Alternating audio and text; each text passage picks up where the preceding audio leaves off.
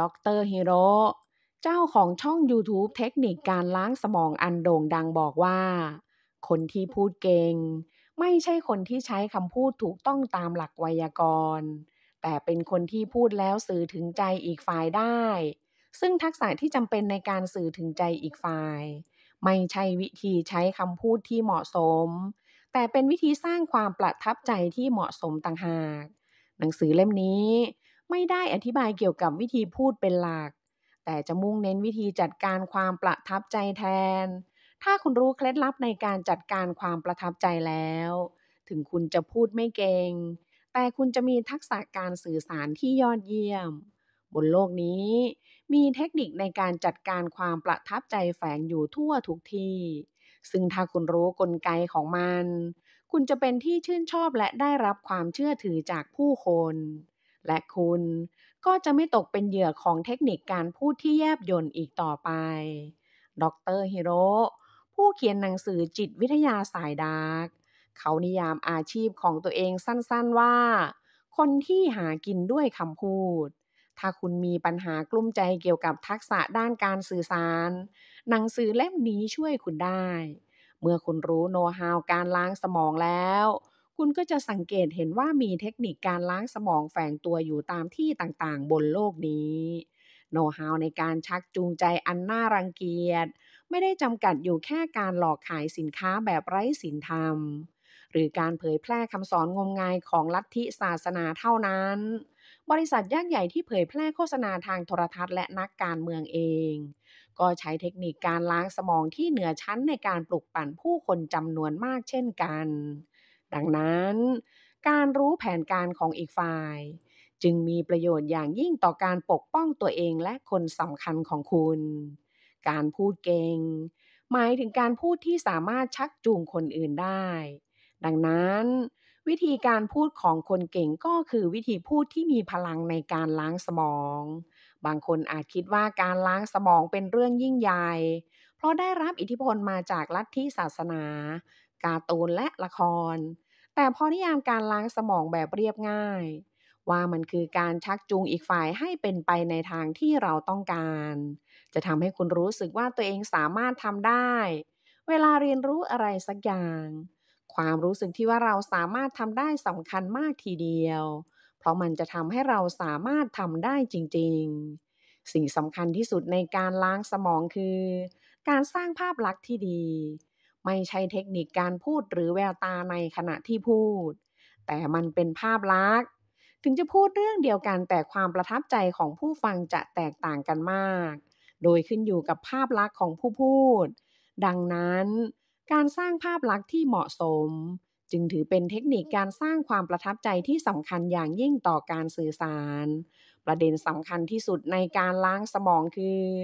การสร้างภาพลักษณ์ที่ทำให้อีกฝ่ายคิดว่า ควรรับฟังคำพูดของคนคนนี้ หรืออยากฟังสิ่งที่คนคนนี้พูดจัง หากเราพยายามพูดนำเสนอด้านดีของตัวเองอาจทำให้อีกฝ่ายมองว่าเราพูดเอาดีเข้าตัว และไม่อยากรับฟังเรา แต่ถ้าเราสร้างภาพลักษณ์ที่น่าประทับใจ โดยการปรับเปลี่ยนรูปลักษณ์ภายนอก ท่าทางและวิธีพูด อีกฝ่ายจะยอมรับสิ่งที่เราพูดได้ง่ายขึ้น เพื่อให้คนอื่นคิดว่าควรตั้งใจฟังสิ่งที่คุณพูด คุณควรสร้างภาพลักษณ์ให้ชัดเจน วิธีการคือ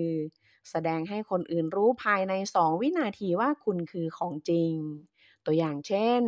เวลาจะเล่นมายากลในงานเลี้ยงส่งท้ายปีเก่า ถ้าคุณขึ้นแสดงด้วยชุดและทรงผมแบบเดียวกับเวลาที่ทำงาน มันก็คงจะดึงดูดใจคนไม่ค่อยได้ แต่ถ้าคุณจัดแต่งทรงผมด้วยการเสยผมให้เนียบ ใส่ชุดทักซิโดเท่ๆและยืดตัวตรง คุณคิดว่าผลตอบรับจะเป็นอย่างไร ยิ่งถ้ามีควันจากน้ำแข็งแห้ง และเพลงประกอบการแสดงที่ช่วยสร้างบรรยากาศ ก็จะยิ่งทำให้คุณได้รับผลตอบรับที่ดีขึ้น พอทำแบบนี้แล้ว แม้จะเล่นมายากลแบบเดียวกัน แต่ปฏิกิริยาของคนดูจะต่างกันโดยสิ้นเชิง มันก็เหมือนกับปรากฏการณ์เสื้อกาวในทางจิตวิทยาที่บอกว่า เมื่อคนทั่วไปต้องการจะแสดงเป็นหมอ ถ้าได้ใส่เสื้อกาว ก็จะมีบุคลิกเหมือนหมอมากกว่าใส่เสื้อผ้าทั่วไป เมื่อรูปลักษณ์ภายนอกของเราเปลี่ยน ไม่เพียงความประทับใจที่คนรอบข้างมีต่อเราเท่านั้นที่เปลี่ยนแต่ความรู้สึกที่เรามีต่อตัวเราเองก็จะเปลี่ยนไปด้วยมีคำกล่าวว่าการจะหลอกศัตรูได้ต้องหลอกพวกเดียวกันให้ได้ก่อนและการจะหลอกพวกเดียวกันเองได้ก็ต้องหลอกตัวเองให้ได้ก่อนถ้าอยากประสบความสำเร็จในการทำธุรกิจขายตรง ก็ต้องใช้ของแบรนด์เนมที่ลูกค้าสังเกตเห็นได้ง่าย ถ้าจะเป็นเจ้าลัทธิก็ต้องแต่งตัวให้ดูน่าเลื่อมใส และถ้าจะเป็นหมอดูก็ต้องแต่งตัวให้ดูลึกลับ แม้จะเป็นเทคนิคพื้นๆแต่มันก็ช่วยให้คนอื่นรับรู้ภาพลักษณ์ของเราตรงกันได้ ดังนั้นจงทุ่มสุดตัวกับการสร้างภาพลักษณ์เพื่อให้คนอื่นเชื่อว่าคุณคือของจริง การจะพูดเก่งไม่เก่งนั้นตัดสินกันตอนก่อนพูดเพราะข้อมูลหรือเนื้อหาจากการพูดสร้างความประทับใจได้แค่7%เท่านั้นอีก38%คือข้อมูลจากน้ำเสียงและการได้ยินและอีก55%คือข้อมูลจากการมองเห็นรูปลักษณ์ภายนอกและภาษากายดังนั้นคุณจะพูดแบบไหนก็ได้ เพราะสิ่งสำคัญคือคุณมีรูปลักษณ์ภายนอกแบบใด พูดด้วยท่าทางอย่างไรและใช้น้ำเสียงแบบไหน คนที่กังวลว่าอยากพูดเก่งขึ้น ส่วนใหญ่มักใส่ใจกับข้อมูลจากคำพูดที่ส่งผลต่อความประทับใจแค่7%ถ้าคุณมัวแต่สนใจสิ่งที่ส่งผลแค่7%คุณก็ไม่มีทางพูดเก่งขึ้นได้ การจะพูดเก่งได้ สิ่งสำคัญคือการสร้างความประทับใจด้วยข้อมูลจากการมองเห็น55%และข้อมูลจากการได้ยิน38%ดังนั้นถึงจะหน้าตาไม่ดีแต่ก็ต้องทำตัวให้ดูดีเข้าไว้ไม่ว่าจะทำอะไรก็ตามคนเรามักให้ความสำคัญกับรูปลักษณ์ภายนอกก่อนเสมอคนส่วนใหญ่จึงสนใจฟังเรื่องของกินที่ชอบที่หนุ่มหล่อสาวสวยเล่าแบบขอไปที มากกว่าเรื่องน่าสนใจดีๆที่คนขี้เหร่ตั้งใจเรียบเรียงจากความรู้ของตัวเองหนุ่มหล่อสาวสวยและคนขี้เหร่ในที่นี้ไม่ใช่เรื่องของหน้าตาเพียงอย่างเดียวแต่เป็นเรื่องของบุคลิกโดยรวมด้วยถ้าใช้ความพยายาม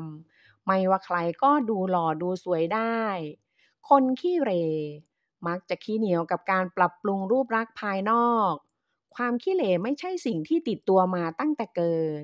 แต่เป็นสิ่งที่จิตใจของเราสร้างขึ้นมาในภายหลังต่างหาก จงใส่ใจเรื่องรูปลักษณ์ภายนอกเหมือนดารา และจงให้ความสำคัญกับรูปลักษณ์ภายนอกยิ่งกว่าโฮสต์แล้วคุณจะเป็นคนที่มีเสน่ห์และดูดีสุดๆ แม้คุณจะไม่สามารถกลายเป็นหนุ่มหล่อหรือสาวสวยในสายตาคนทั่วไปได้ แต่ก็ให้ตั้งเป้าหมายว่าจะเป็นคนเท่หรือสวยที่สุดในชีวิตของตัวเอง ถ้าพยายามอย่างต่อเนื่อง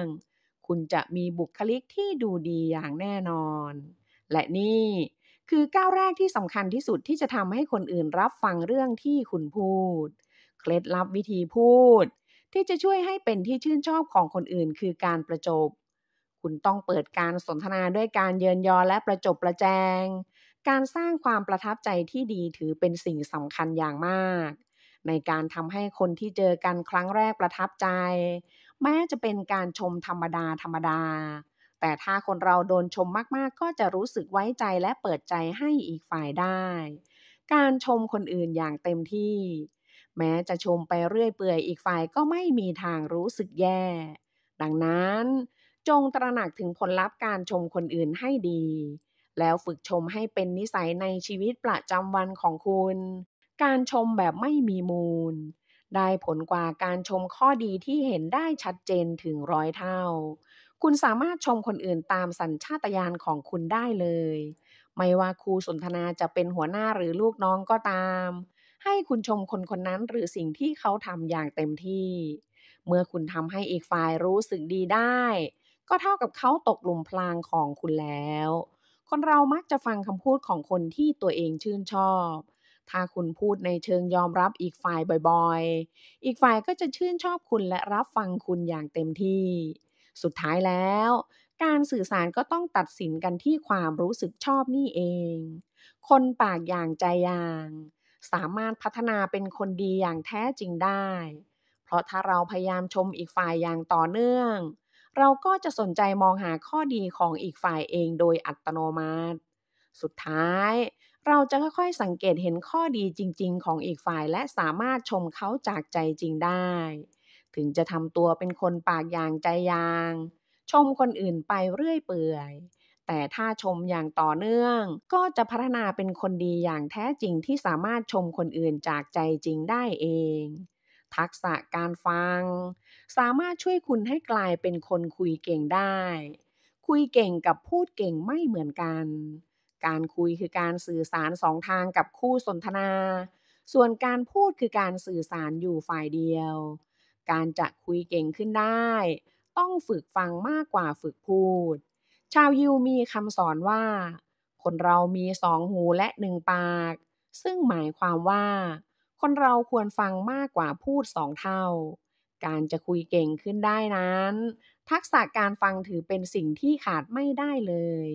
สาระสำคัญคือเวลาฟังคนอื่นพูดต้องฟังโดยคิดว่ากำลังฟังเรื่องที่สนุกที่สุดในโลกถ้าคุณคิดว่าจะทำได้อย่างไร ก็ทำได้โดยคิดว่ากำลังฟังเรื่องที่สนุกที่สุดในโลกอยู่นั่นเอง คุณต้องตอบรับด้วยคำพูด ตอบรับด้วยการพยักหน้า และตอบรับด้วยการขยับคิ้ว ทุกการตอบรับของคุณต้องทำอย่างสนใจ ใส่ใจและเป็นธรรมชาติด้วย เวลาฟังคนอื่นพูดคุณต้องตั้งใจฟังอย่างเต็มที่ เพราะมันเป็นการให้เกียรติอีกฝ่ายและให้เกียรติตัวเองด้วย ถ้าคุณทำได้ คุณจะกลายเป็นคนคุยเก่งที่ยอดเยี่ยม ความสนุกของการสนทนา มันขึ้นอยู่กับผู้ฟัง หากผู้ฟังมีความรู้สึกร่วม ผู้พูดก็จะพูดได้อย่างสบายใจ มันจะทำให้พวกเขารู้สึกดีที่ได้คุยกับคุณ ภาษากายสามารถสื่อสารได้ดีกว่าคำพูด ท่าทางที่ถูกต้องคือกุญแจในการพัฒนาการพูด การพูดด้วยท่าทางที่ถูกต้องจะช่วยให้เรามีพลังในการพูดมากขึ้น การนั่งกางขาเล็กน้อยและวางฝ่าเท้าให้แนบสนิทกับพื้นจะทำให้คุณนั่งได้อย่างมั่นคงและพูดคุยเสียงดังฟังชัดได้ง่ายขึ้น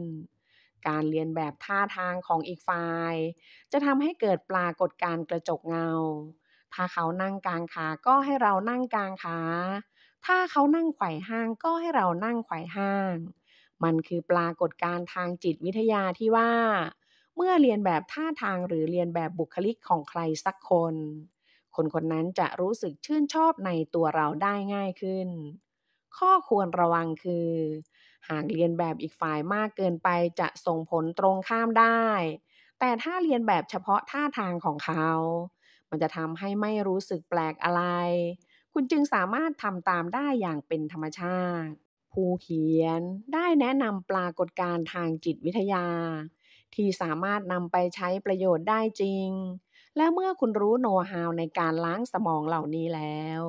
คุณก็จะไม่ถูกหลอกได้ง่ายๆ 1. Passing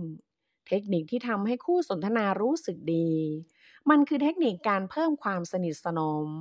โดยการปรับท่วงทำนองการพูดให้เข้ากับคู่สนทนา พูดง่ายๆก็คือการปรับความเร็ว จังหวะ น้ำเสียง และความดังของเสียงให้เข้ากับคู่สนทนานั่นเอง การทำแบบนี้จะทำให้รู้สึกได้ว่าคุยกันง่ายขึ้น การปรับเปลี่ยนท่วงทำนองการพูดเล็กน้อยตามวิธีพูดของอีกฝ่าย ค่อยๆปรับจังหวะการพูดและเสียงพูด โดยไม่ให้อีกฝ่ายรู้ตัว จะทำให้สามารถควบคุมจังหวะการพูดของอีกฝ่ายได้ ทำให้คุยง่ายและสนุกมากขึ้น การทำแบบนี้จะทำให้คู่สนทนามีเวลาคิดและไตร่ตรองน้อยลง ทำให้พวกเขาคล้อยตามและตอบตกลงได้ง่ายขึ้น 2. Anchoring เทคนิคที่ใช้ในการขายจริง มันคือปรากฏการณ์ทางจิตวิทยาที่ว่าตัวเลขหรือเงื่อนไขที่บอกไว้ตอนแรกมีอิทธิพลต่อการตัดสินใจในภายหลัง ตัวอย่างเช่น มีสินค้าชิ้นหนึ่งติดราคาไว้ 10,000 ในตอนแรกคุณรู้สึกว่าสินค้าชิ้นนี้ราคาถูกแล้ว แต่พอคนขายบอกว่าสินค้าชิ้นนี้ปกติ 30,000 แต่ลดราคาเหลือ 10,000 เท่านั้น มันจะทำให้คุณรู้สึกว่าราคาถูกลงกว่าราคาที่บอกในตอนแรกแม้มันจะราคา10,000เท่ากันก็ตามนี่แหละคือเทคนิคการบอกราคาสินค้าให้สูงกว่าราคาจริงแล้วลดราคาลงมาเยอะๆเพื่อให้ลูกค้ารู้สึกว่าสินค้าราคาถูกลงจริงๆการทำแบบนี้เป็นการกระทำที่ไม่ถูกต้องจึงห้ามทำเด็ดขาด 3. ดีเดอไรเทคนิคที่ทำให้อยากได้ของครบชุดมันคือปรากฏการณ์ทางจิตวิทยาที่ว่าการซื้อของอย่างเดียวก็เพียงพอแล้วแต่สามารถทำให้อยากซื้อของอย่างอื่นเพิ่มเพื่อให้เข้าชุดกันด้วยในกรณีที่อยากขายสินค้าราคาแพงแบบเป็นชุดให้เริ่มจากการขายชิ้นที่ราคาถูกที่สุดก่อนเมื่อซื้อชิ้นที่ถูกที่สุดไปแล้วก็อยากได้ให้ครบชุด คนที่มีประสบการณ์บอกว่าเมื่อซื้อผ้าพันคอหรือพวงกุญแจที่เป็นสินค้าราคาต่ำที่สุดในร้านแบรนด์หรูไปแล้วหลายเดือนหลังจากนั้นจะซื้อกระเป๋าและเสื้อโค้ทราคาแพงด้วยมันคือการตกหลุมพรางปรากฏการณ์ดีเดอไรนั่นเอง 4. ความขาดแคลนเทคนิคที่ช่วยลดการยั้งคิดมันคือปรากฏการณ์ทางจิตวิทยาที่ว่า ยิ่งเป็นของที่หายากก็ยิ่งรู้สึกว่ามันมีคุณค่าสูง สิ่งที่ทำให้มันทรงพลังอย่างมากคือการสร้างแรงกดดันว่าถ้าไม่ซื้อตอนนี้อาจจะหาไม่ได้อีกแล้ว เทคนิคการขายแบบนี้ใช้กันมานานแล้ว แต่ประสิทธิภาพของมันไม่ได้ด้อยลงเลย แค่ประโยคสั้นๆ ก็ส่งผลต่อการตัดสินใจของลูกค้าแล้ว 5. Reframing เทคนิคที่ใช้ในการควบคุมความรู้สึกคน แค่เปลี่ยนวิธีพูดเล็กน้อยโดยไม่โกหก ก็ให้ความรู้สึกต่างกันราวฟ้ากับเหว คุณคิดอย่างไรกับ2 ประโยคนี้ เหลือน้ำแค่ครึ่งแก้ว กับเหลือน้ำตั้งครึ่งแก้ว คำพูดที่มีความหมายเดียวกันแต่ให้ความรู้สึกที่แตกต่างกัน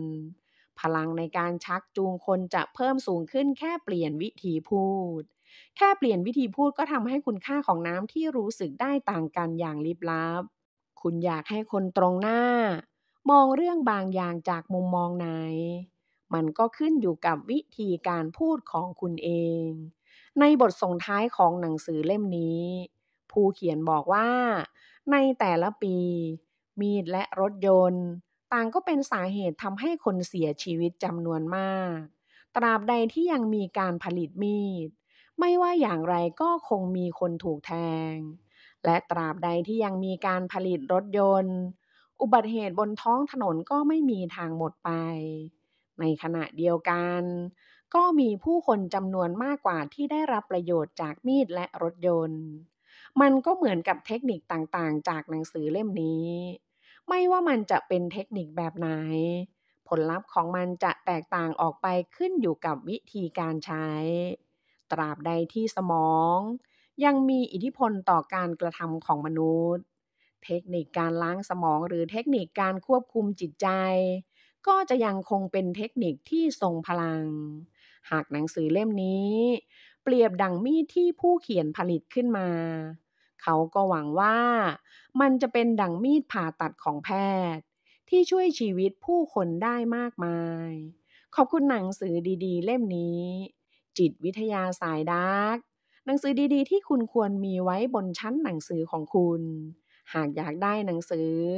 สามารถคลิกที่ลิงก์ด้านล่างได้เลย ขอให้วันนี้ของคุณเป็นวันที่ดีและมีความสุข ขอให้วันนี้ของคุณเป็นวันที่ดีกว่าเมื่อวาน ขอบคุณที่เข้ามารับฟัง Key Story ถ้าชอบกดไลค์ ถ้าคิดว่าดีและมีประโยชน์กดแชร์ให้คนที่คุณรัก และถ้ารักในการพัฒนาตัวเอง กดติดตามเลยค่ะ